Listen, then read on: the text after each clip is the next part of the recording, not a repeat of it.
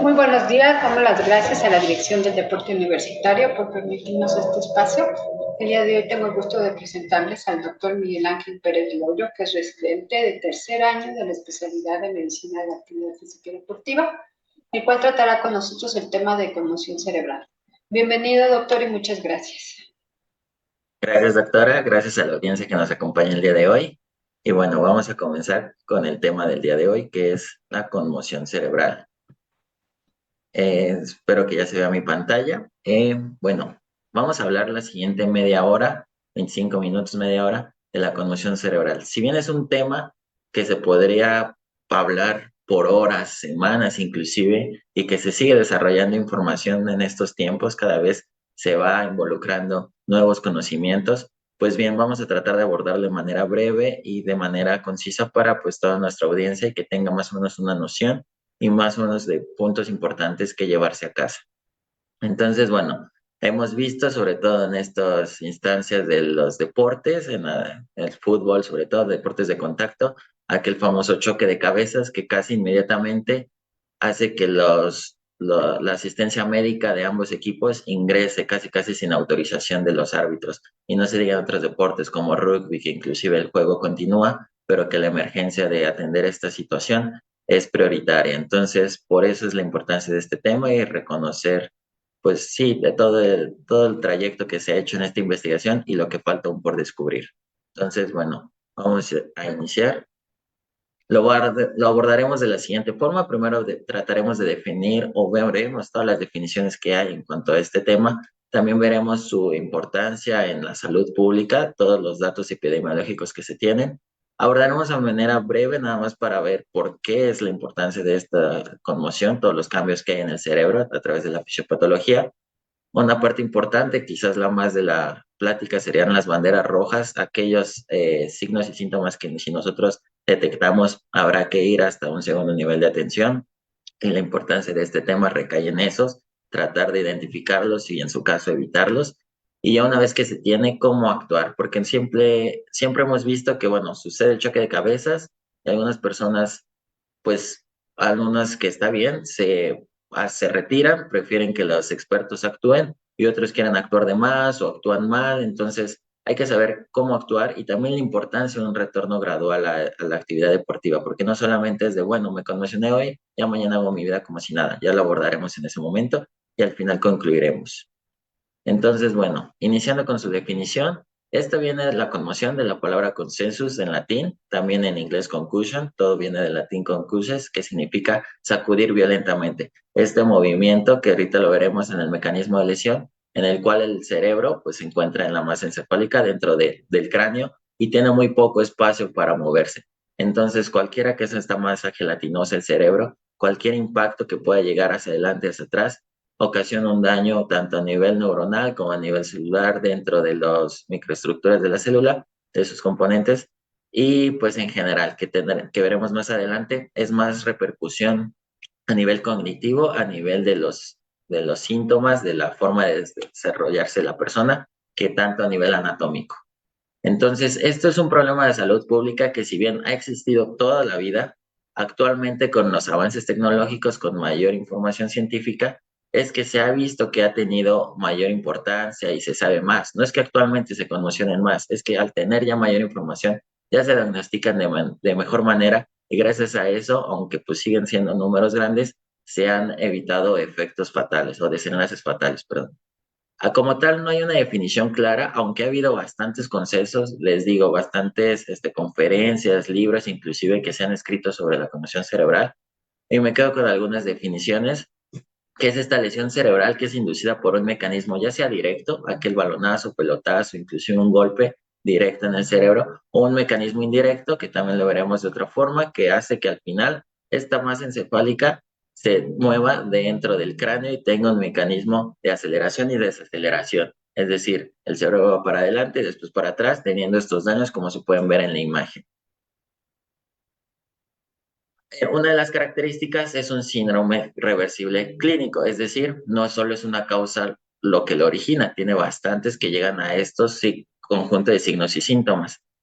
No es una sola causa y al final conllevan en este mecanismo de aceleración, desaceleración. pero puede ser tanto por el golpe directo como por indirecto, etcétera. Y lo vemos más común en deportes de contacto. Como ya les había comentado, más que ver un daño a nivel de la estructura, de la anatomía del cerebro, es más hacia lo funcional, hacia lo cognitivo.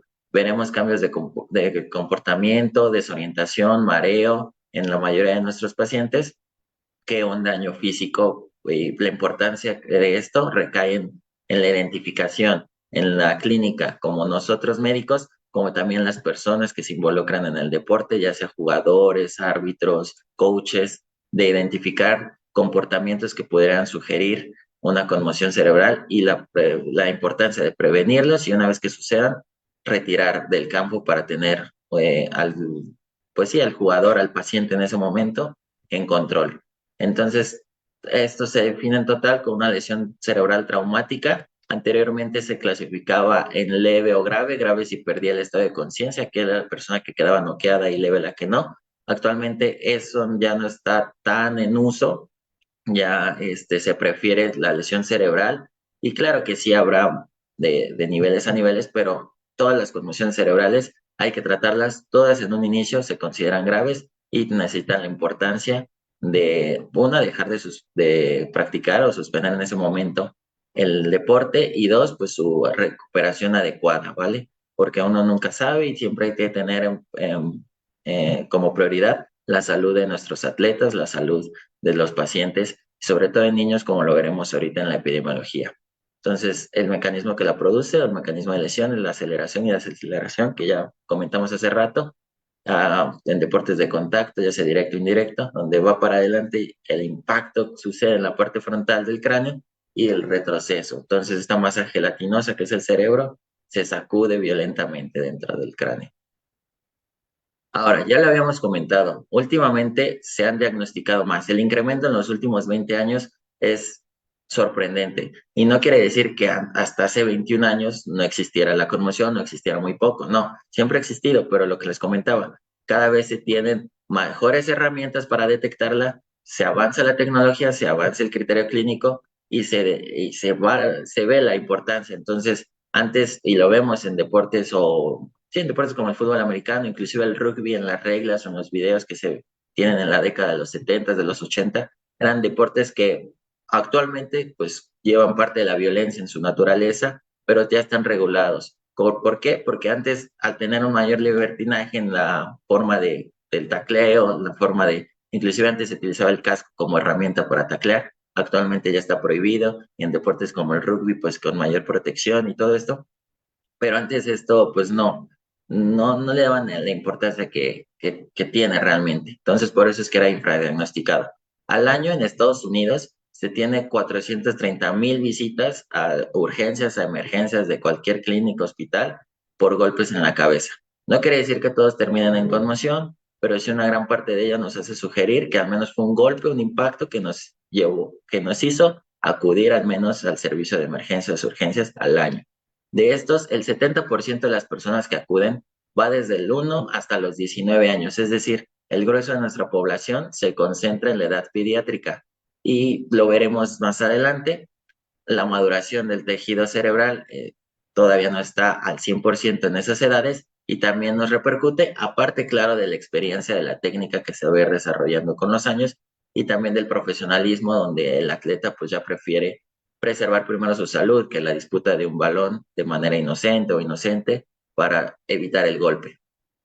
Un dato que, bueno, da mucho a comentar es que es más común en las mujeres y a su vez tiene más riesgo de una recuperación más tardía o de acompañamiento de mayor y peores síntomas, como náusea, vómito, inclusive convulsiones. ¿Esto por qué? Bueno, se ha llevado a debate. Una de las principales causas, pues sí, es una diferencia en las células, en la composición. Nuestros cerebros no son iguales. El de la mujer es más propenso a que si un golpe sea el mismo con un hombre o una mujer, el del hombre puede salvarse en algunos momentos de no tener la convulsión y el de la mujer es más propensa a desarrollarla. Factores hormonales, la anatomía y también la mayoría de los protocolos pues están establecidos en hombres. El rugby hasta hace poco solo era practicado por hombres en cuestiones de ligas formales y entonces pues la mayoría de los protocolos o la historia que se tiene para esos protocolos, pues ha sido desarrollada en ellos, no tanto en las mujeres, más allá de evitar algunos comentarios que pudieran llegar a ser polémicos sobre la técnica o la experiencia de las mujeres a la hora de taclear, sí hay mayor evidencia pues de la diferencia en el tejido cerebral de las mujeres que las hace más propensas a tener una conmoción, perdón. Ahora, ya lo comentamos que es más común en deportes de contacto, sin embargo, su incidencia va dependiendo del deporte. Y actualmente, pues lo que tratan todas las ligas, todos los protocolos, toda la ciencia es tratar de bajar esta incidencia, es decir, que el número de casos reportados en cierto tiempo vayan en decremento, cada vez sean menos. En el rugby actualmente, que al ser uno de los deportes de mayor contacto, de mayor incidencia de lesiones en general, se tiene de 4.2 casos por cada 1,000 jugadores.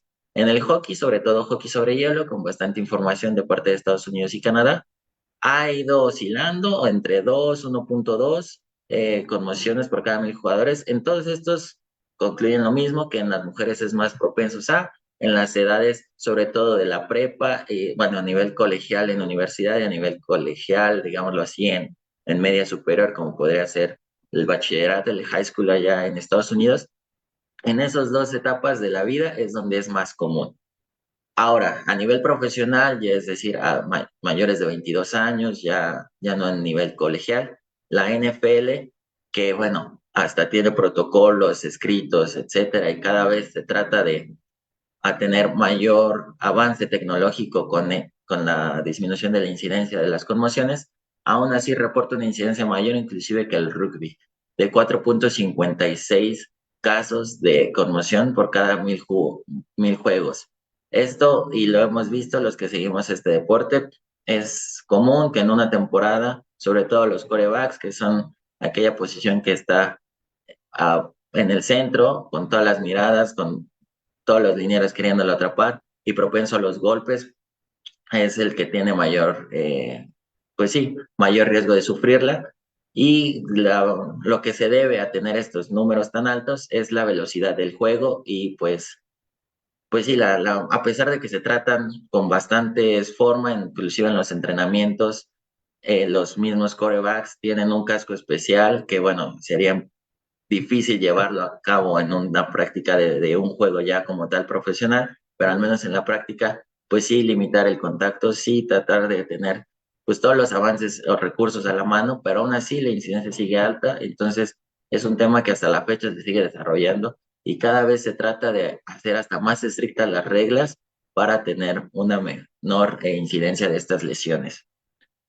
Tal es el caso que hasta hace 12 años más de 2,000 atletas presentaron una demanda conjunta para la NFL porque tuvieron efectos a largo plazo de conmoción. Inclusive hay una película famosa sobre este tema, que bueno, eran atletas que jugaron en los 60, 70, 80 y como no había ninguna regulación de esto, es más, ni siquiera se sabía sobre estas posibles consecuencias a través de la conmoción de esta enfermedad, pues llevaban su vida pues lo más normal posible y al paso de los años ellos veían que tenían cefaleas, dolores de cabeza que no se quitaban, inclusive zumbidos, náuseas que no se iban, que perdían la memoria fácilmente, inclusive algunos caían en la demencia, algunos en Alzheimer, es decir, todas estas que se siguen estudiando, no quiere decir que esa sea la causa directa y que por jugar americano y tomar esos golpes ya fue el desenlace total. Es decir, se sigue estudiando, pero sí se vio una alta incidencia entre estos deportistas la violencia con la que se jugaba en ese entonces y pues que todos ellos desarrollaban, fueron más de 2,000 atletas, estas consecuencias o estos efectos a largo plazo. Entonces, fue a partir de eso que pues la NFL implementó los protocolos de conmoción y no solo esa liga, sino también veremos más adelante que las ligas de rugby y también del fútbol soccer tienen mayor avance o mayores publicaciones porque tratan todas estas ligas en conjunto de disminuir la incidencia de esta conmoción. Es decir, es bastante común. Ahora, ¿qué pasa o por qué se desarrolla la conmoción?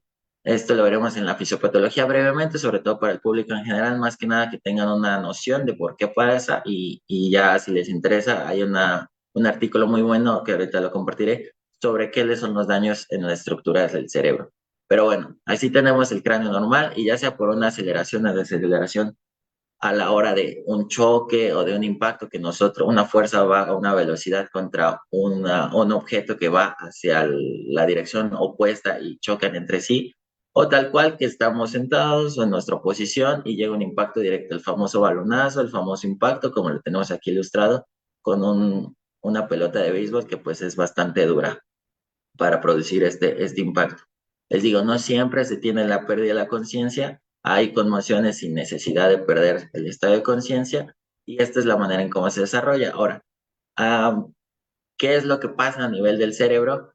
Sobre todo el glutamato, a niveles de calcio, a niveles de glucosa intracelular, a nivel de las neuronas y el riego sanguíneo, perdón, tienen alteraciones. Alteraciones que en ese mismo momento suceden y son más expresadas, más agudizadas, pero que tardan inclusive hasta una semana en recuperarse, inclusive hasta dos, lo vemos aquí con los niveles de glutamato.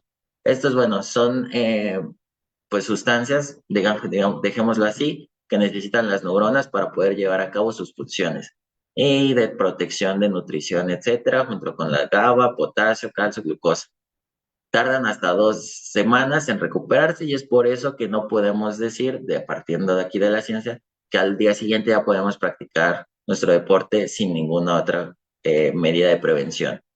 El cerebro como tal pues se inflama y como tal otro tejido hay que desinflamarlo y hay que esperar a que este pues cerebro llegue a lo más cercano a la normalidad. Entonces todo eso lleva su proceso y por eso es que necesitamos un protocolo de regreso a la actividad física y regreso a la vida diaria o la escuela, al trabajo, etcétera, de la manera más segura posible. Esto con el objetivo de evitar los efectos a largo plazo, como vimos en ese caso de la NFL. Ahora bien, las banderas rojas. Una vez que sucede la conmoción, lo primero que hay que ver es que no se presenten, es el paso uno, lo veremos, esto lo sacamos del SCAT, que es una guía, la verdad, muy buena, que es de los pilares actualmente para el diagnóstico y el seguimiento de una conmoción. El paso uno es ver estas banderas rojas, es decir, si se presenta uno de esos, inmediatamente hay que acudir a urgencias, a la sala de emergencias de cualquier clínica o hospital, porque algo está mal ahí. ¿Cuáles son estos? El dolor en el cuello, sobre todo en la parte debajo de la nuca, o esta sensibilidad que inclusive empieza desde ahí, desde la línea media, o a nivel de la columna vertebral, que se va hasta las extremidades, tanto superiores como inferiores.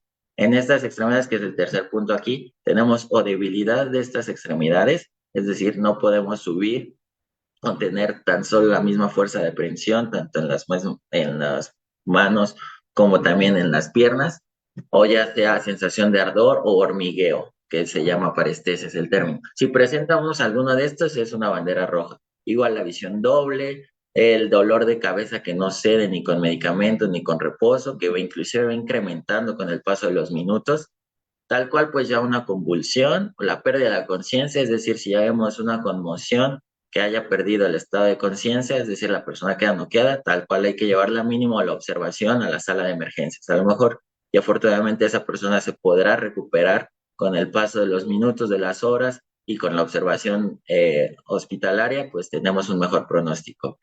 El deterioro en el estado de conciencia, es decir, lo vemos a la persona en cuanto fue el impacto y a lo mejor la vemos pues medio sospechosa, pero al paso de los minutos ya vemos que esa persona se encuentra desorientada, e inclusive en el acto del deporte pues está totalmente perdida, por así decirlo, en el término común, pues esa persona mejor hay que retirarla e inclusive llevarla al acompañamiento en una sala de urgencias. El vómito y el que incremente ya sea el cambio de humor, que se vuelve una persona irritable, agresiva, agitada o combativa, ¿vale? Entonces, si presentamos al menos uno de estos, hay que acudir a emergencias. Si se presentan dos o más, pues con mayor razón. Ahora, ¿qué nos compete a la población en general, no solo a la población médica? Pues las tres R's. Uno, reconocer o tratar de identificar cuáles son estos para posteriormente remover. Esa persona, sea el deporte que sea, si está bajo una sospecha, inclusive no solo el diagnóstico confirmatorio, que la tendremos más adelante, sino con tan solo la sospecha, hay que removerla de su actividad deportiva. Una vez removida, ya se hace el cambio, se llega algún otro atleta esa persona hay que dejarla en reposo y ahorita veremos cómo se lleva el reposo para posteriormente su retorno a la actividad deportiva. Pero lo que tenemos que hacer a través de las 3 R es reconocer, remover y descansar a esa persona. Y eso lo tiene que saber desde los mismos compañeros del atleta, su coach, el árbitro. Por eso es que se hacen cada vez más amplios los campos para esto de la conmoción.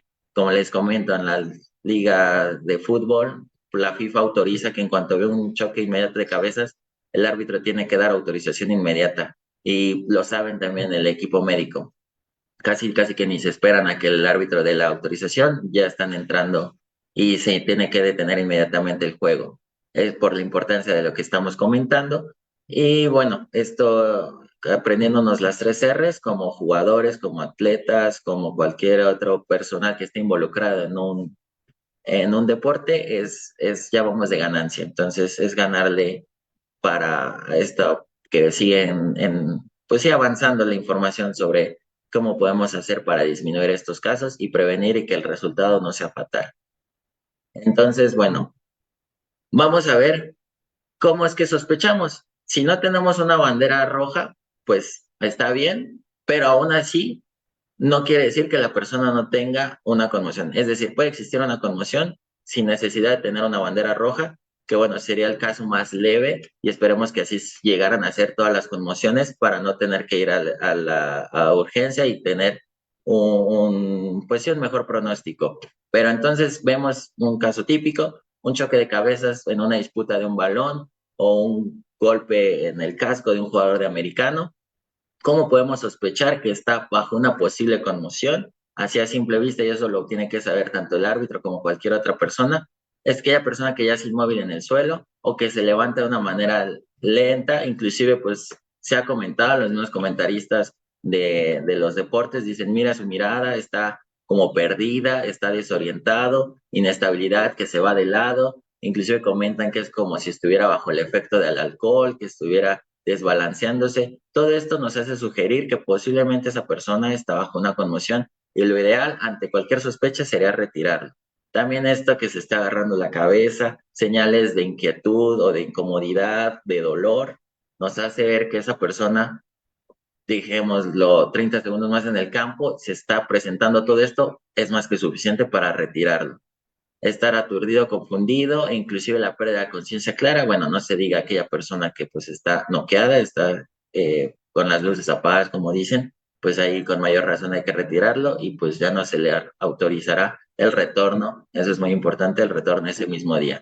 No es de que lo atendemos en la banda, en lo que se vuelve a despertar, a sentir bien y ya quiero regresar a la cancha, no, eso no es posible por la importancia de que estamos viendo, como hay algunas hasta sustancias que requieren hasta 2 semanas de poder y la inflamación en el cerebro de poder llegar a los valores cercanos a la normalidad.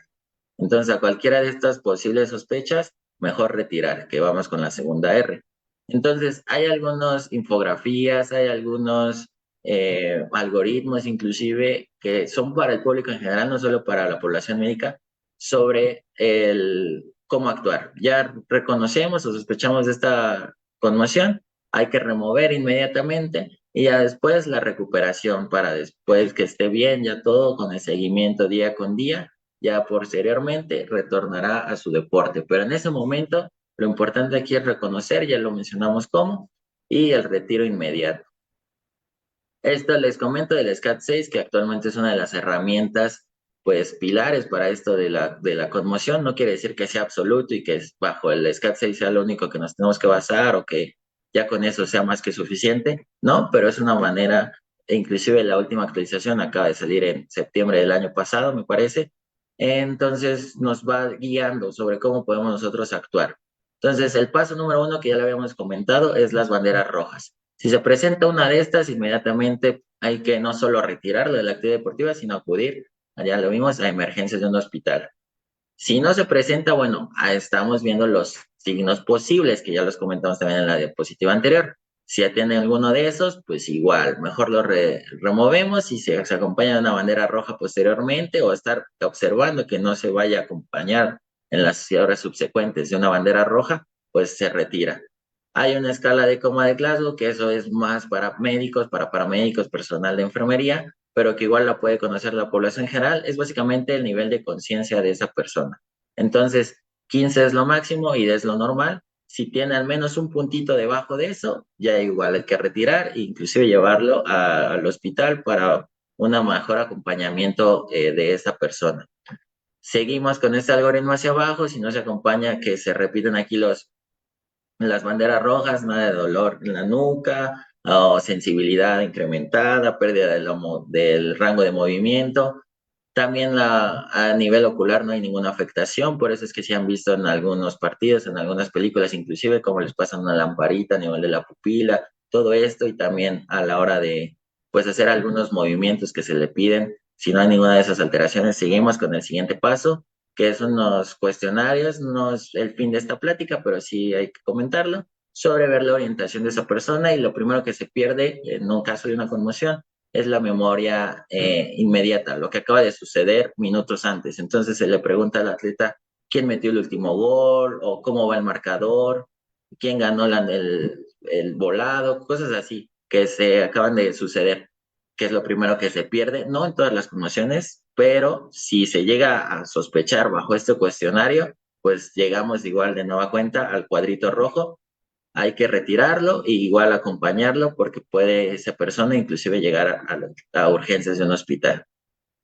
Si no, bueno, no se descarta todavía la conmoción, se le tiene que hacer una evaluación ya sentados, ya tranquilos, adelante, y ya después de eso, ahora sí veremos todo bien.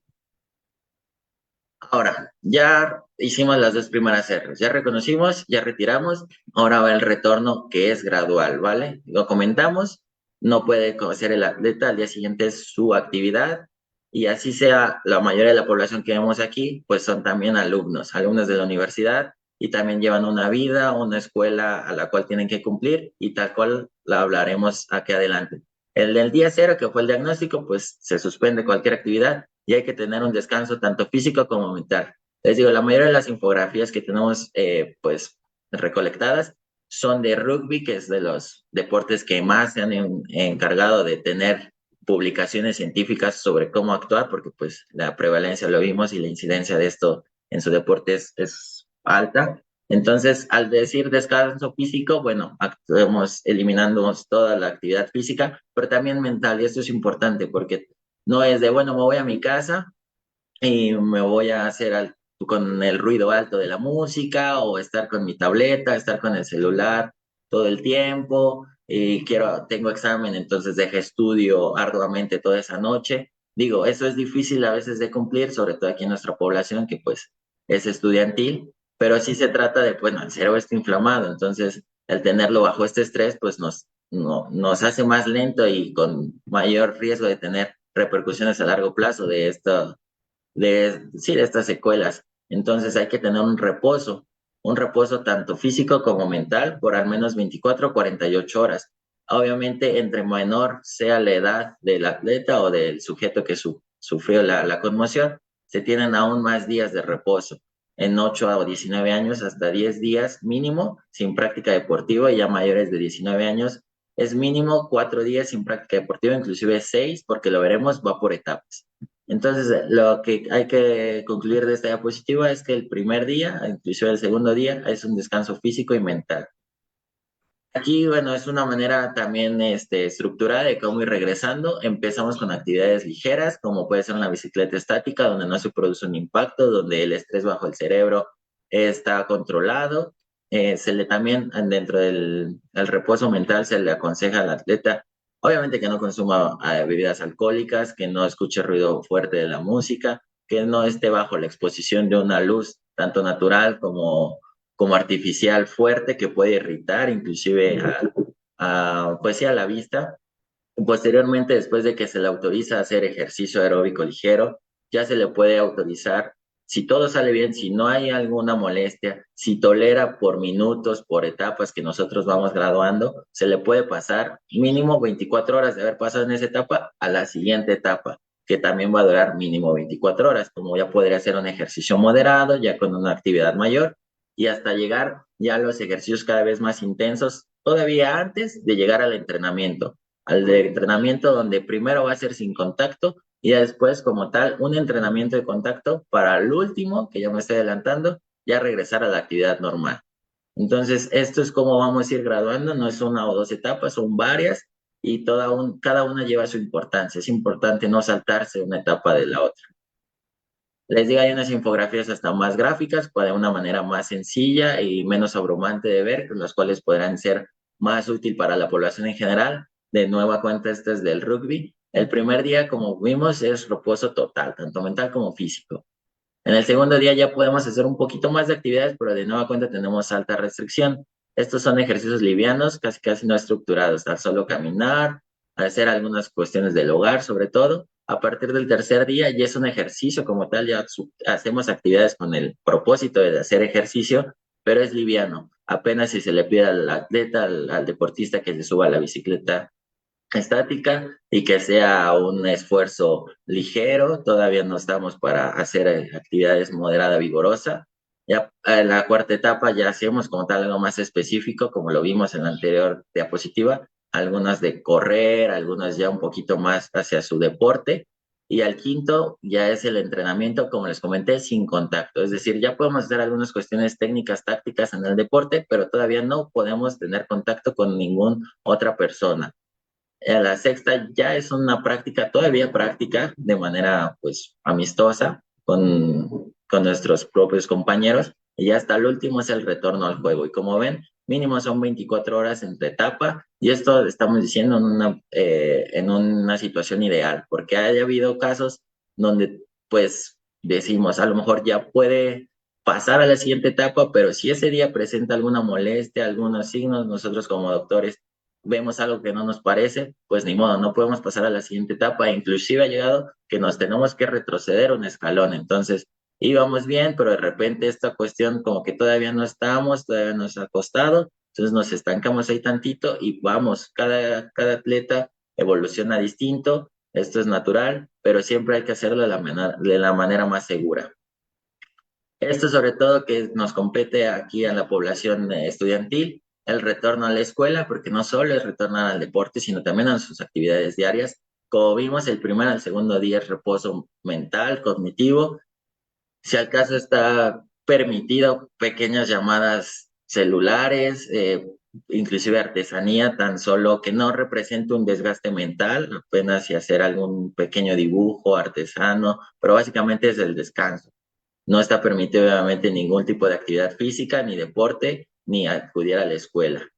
La primera etapa, ya después de haber pasado esta etapa cero de reposo, pues ya podemos ir empezando con la lectura. Esto sobre todo se les decimos a los pacientes aquí, que bueno, algunos se quieren aventar un libro completo con una letra súper pequeña, con una pantalla de un aparato tecnológico que apenas la letra se alcanza a ver y que aparte lo quieren hacer en horas de la noche con el brillo a todo lo que da. Entonces, todas estas cuestiones pues hay que regularlas, hay que comentarlas para que sea una lectura fácil, que sea pues también tanto fácil para breve tiempo, como fácil de que la letra al menos esté visiblemente mayor. La televisión se puede ir limitando poco a poco. Sabemos que por la mayoría en estos tiempos de la tarea se hace a través de medios digitales, entonces ir limitando el tiempo. Empezamos con 30 minutos y que sean actividades ligeras. Y ya como tal, las siguientes, pues ya toleramos hasta 60 minutos, ya podemos hacer tareas completas de 30 minutos, 60, actividades físicas ligeras como salir a la tienda a la esquina, caminar, regresar, hacer alguno que otro mandado, pero todavía no estamos autorizados como tal de regresar a la escuela, sino hasta una tercera etapa. Y lo que les comento, al menos dura 24 horas cada etapa. Ya una vez que pasamos estas etapas de los primeros días, bueno, ya se regresa, esto igual ya lo comentamos en la que tenía más dibujitos, sobre los ejercicios que al principio son más técnicos y tácticos, no hay contacto, y pues ya podemos como tal los niños ir regresando a una actividad del aprendizaje todavía sin el 100% de la escuela. La siguiente etapa ya son ejercicios un poquito ya más intensos, todavía nos podemos detener un poco hacia el contacto, pero ya es un entrenamiento casi al 100, solo a excepción de lo del contacto. Y al final, pues ya es una alta médica para poder regresar al entrenamiento, pero no para competir. Entonces ya podemos regresar al entrenamiento, les digo, primero evitando estos golpes, ya después iniciando el contacto igual de una manera pues leve al inicio, y ya al último ya viene como tal el alta para la competencia, para un partido tal cual. Entonces esto va a ir dependiendo de la edad y sobre todo de los síntomas y de cómo se vaya comportando nuestro paciente.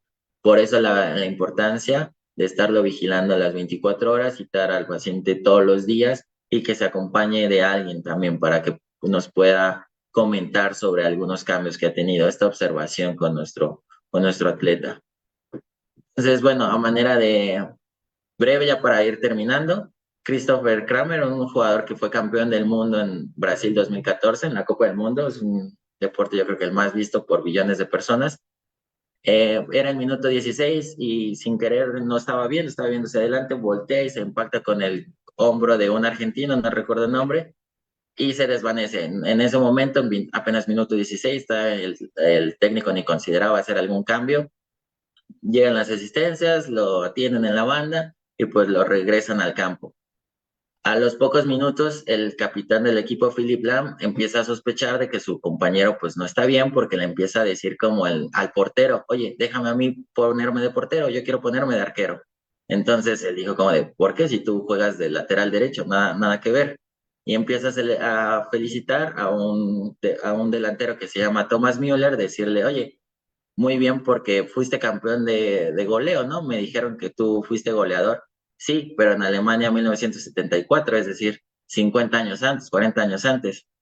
Entonces, inmediatamente le comenta a su jugador, a su técnico, perdón, y fue hasta 12 a 16 minutos después que lo retiraron del campo en plena final del mundo, o sea, bajo los ojos del mundo sucedió esto y fue a partir de entonces que la FIFA pues endureció aún más las medidas. ¿Cómo es posible que duró más de 10 minutos en el campo en una final de Copa del Mundo? Y todo esto lo comentó, inclusive sus compañeros ya después a manera de risa en conferencias de prensa lo reconocían y lo comentaron, pero en su momento pues sí se asustaron. Otro caso famoso de Sidney Crosby, muchos dicen que es el Lionel Messi del hockey. Él ingresó a la NHL en el 2005, actualmente sigue jugando, ha sido campeón con los Pingüinos de Pittsburgh 3 veces, o sea, ha llegado a tocar la gloria, pero es un caso muy conocido porque las conmociones nunca se han ido de su vida. Ha sufrido 4 o 5 y las más graves fueron en el 2011 y 2012. En el 2011 sufre una muy fuerte en una final. Bueno, ellos juegan como finales de 4 de 7 juegos, el que gane 4 de 7. Me parece que en el tercer juego sufre un impacto muy fuerte, trata de regresar, medio aceleraban su regreso. Obviamente se perdió la final, pero al poco tiempo de quererlo regresar, sigue con dolores de cabeza. Él comenta que se despertaba en las noches sudando, con pesadillas. Nunca se le quitaba este dolor de cabeza. Regresa y desafortunadamente sufre otro golpe que es prevención, que no lo hemos comentado, pero está en debate que si existe el síndrome del segundo impacto, una lesión que hace que este tejido cerebral que esté inflamado pues sea propenso, inclusive llegue a causar la muerte. Pero bueno, esta como tal seguía con síntomas, así bien ya no tenía a nivel de lo estudiaban neurólogos, ya no tenía tanto daño fisiopatológico, pues sí tenía todavía síntomas. Sufre este segundo golpe y pues todavía llevó una recuperación de más de 12 meses, es decir, en 2 años apenas jugó 40 juegos y estuvo parado pues más de año y medio. Entonces en total se perdió en ese periodo de tiempo 114 juegos de su carrera. Y a estar hablando de un personaje tan importante como es él, que les comento es de los mejores en su deporte, pues sí fue un golpe mediático y de dinero pues impresionante. Actualmente, antes de pasar a las conclusiones, pues se está tratando de avanzar en la tecnología, protectores vocales que miden la sensibilidad del impacto para ver a cuántas fuerzas G se lleva este impacto y si está alto, pues tratar de retirar a los atletas porque el acelerómetro lo sensa. Igual hay algunos sensores dentro del casco de jugadores de fútbol americano que a la hora de detectar un impacto mayor a tantas fuerzas G, prefieren ir retirando al atleta, aunque él se diga, yo me siento bien, mejor el fortalecimiento del cuello, que sobre todo lo vemos en jugadores de fútbol americano, de rugby y también en pilotos de Fórmula 1, por el constante, si bien ellos no porque vayan a chocar, pero sí por el constante, pues sí, rebote que tiene el carro y evitar que esté todo el tiempo su cerebro chocando. Y esto que está en debate, que es el Q-Collar, que lo vemos aquí en este jugador de fútbol americano, los estudios que están son pagados por el fabricante, entonces pues están en debate que si sí realmente ayuda o pues es nuevamente pues pagado por el fabricante para vender su producto. Lo que hace esto es suprimir el riego sanguíneo hacia la parte de la cabeza para que el cerebro pues esté lo más compacto posible, el cráneo también, y no tenga que sacudirse tan violentamente, sino todo se quede compacto.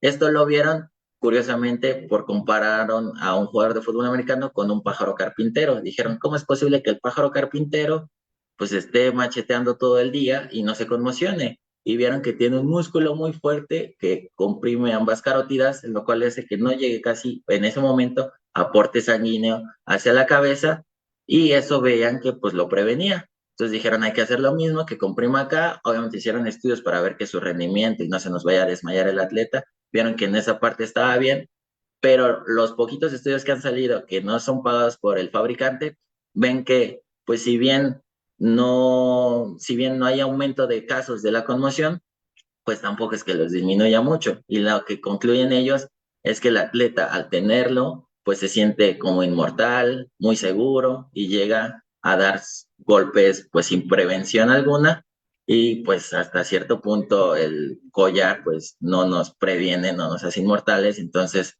pues los datos no cambian, ni para bien ni para mal, pero se mantienen todavía los mismos números de conmociones con o sin collar. Entonces, ¿qué podemos concluir? Pues esta conmoción cerebral, ya mencionaba, es una lesión y como tal hay que tratarla, es un tejido sensible que es el cerebro. Todas las conmociones hay que tenerlas de consideración. Ya se quedó atrás eso de que si es leve, grave por la pérdida de conciencia, porque pueden ocurrir sin la pérdida de la misma. Ante cualquier síntoma o sospecha, mejor hay que retirarlos del campo. Y la mayoría de estos se recuperan con reposo físico y mental, que eso es bueno, no hay necesidad de meterlos a hospitalización ni nada de eso, simplemente con la vigilancia médica estricta por todo este retorno a las actividades normales y deportivas, pero con reposo físico y mental es más que suficiente en la gran mayoría de los atletas.